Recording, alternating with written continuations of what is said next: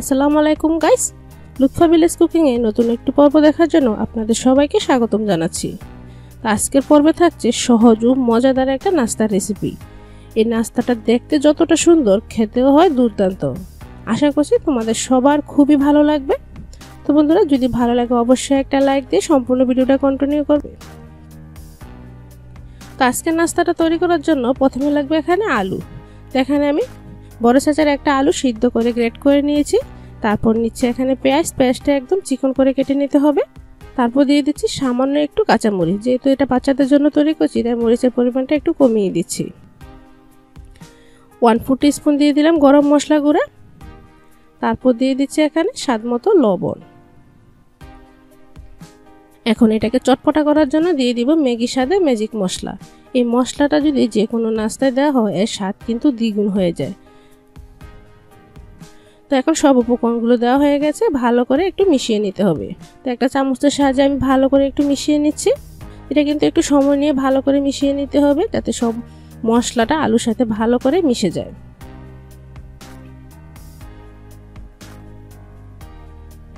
তো বন্ধুরা, মিশানো হয়ে গেছে। এখন হাতে একটু তেল লাগিয়ে এখন নাস্তা শেপগুলো দিয়ে নিচ্ছি।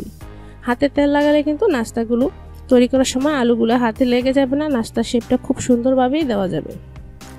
তো আজকের নাস্তাগুলো কিন্তু আমি ট্রায়াঙ্গেল শেপে তৈরি করব।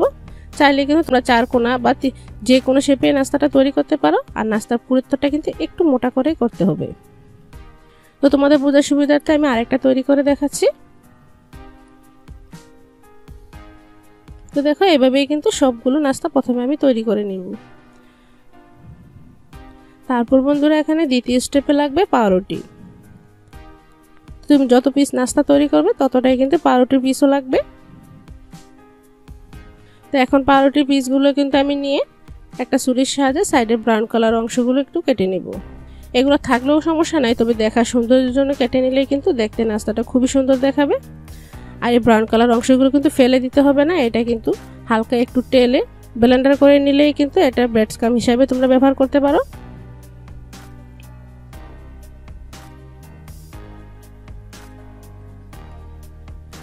তো বন্ধুরা, পাউরুটি পিসগুলো কাটা হয়ে গেলে একটা বাটিতে সামান্য একটু পানি নিয়ে এভাবে কিন্তু পাউরুটি পিসটা আলতোভাবে একটু ভিজিয়ে নিতে হবে।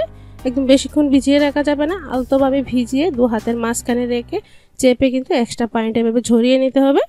তারপর এখানে যে আলু দিয়ে আমি নাস্তাগুলো তৈরি করেছি সেই নাস্তাটা দিয়ে ভালো করে এভাবে কভার করে নিতে হবে। আর দু আঙ্গুলের মাথা দিয়ে কিন্তু এভাবে চেপে চেপে যাতে কোনো অংশ ফাঁকা না থাকে এভাবেই কভার করে নিতে হবে। তো একটা নাস্তা তৈরি হয়ে গেল। তোমাদের বোঝার সুবিধার্থে আমি আরেকটা তৈরি করে দেখাচ্ছি। পানিতে কিন্তু পাউরুটি ভিজিয়ে রাখা যাবে না, জাস্ট একটু ভিজিয়ে তুলে নিতে হবে। তারপর এক্সট্রা পানিটা এভাবে দু হাতের মাঝখানে রেখে চেপে ভালো করে সরিয়ে নিতে হবে। তো তোমরা দেখেই বুঝতে পারছো কাজটা আমি কিভাবে করছি। তো বন্ধুরা, প্লিজ মনোযোগ দিয়ে একটু ভিডিওটা দেখো, তাহলে কিন্তু তোমরাও সহজে খুব সুন্দর করে এই নাস্তাটা তৈরি করে নিতে পারবে। আর খেয়াল রাখতে হবে কোনো অংশ যাতে ফাঁকা না থাকে। তো সবগুলো কিন্তু কভার করা হয়ে গেছে। এর ফাঁকে কিন্তু আমি তেলটাও বসিয়ে দিয়েছিলাম। মিডিয়াম ফ্লেমে তেলটা গরম করে এখন একে একে নাস্তাগুলো দিয়ে দিচ্ছি। তো নাস্তাগুলো দেওয়ার পর কিন্তু চুলার হিটটা কিন্তু লো টু মিডিয়াম ফ্লেমে রেখে নাস্তাগুলো ভাজতে হবে। যেহেতু এটা পাউরুটির নাস্তা তাই খুব দ্রুত কিন্তু কালার চলে আসবে যদি হাই ফ্লেমে ভাজেন। তাই মিডিয়াম টু লো ফ্লেমে রেখে নাস্তাটা ভাজতে হবে। এতে করে নাস্তাটা উপরটা খুবই ক্রিস্পি হবে, কালারটা কিন্তু খুবই সুন্দর আসবে।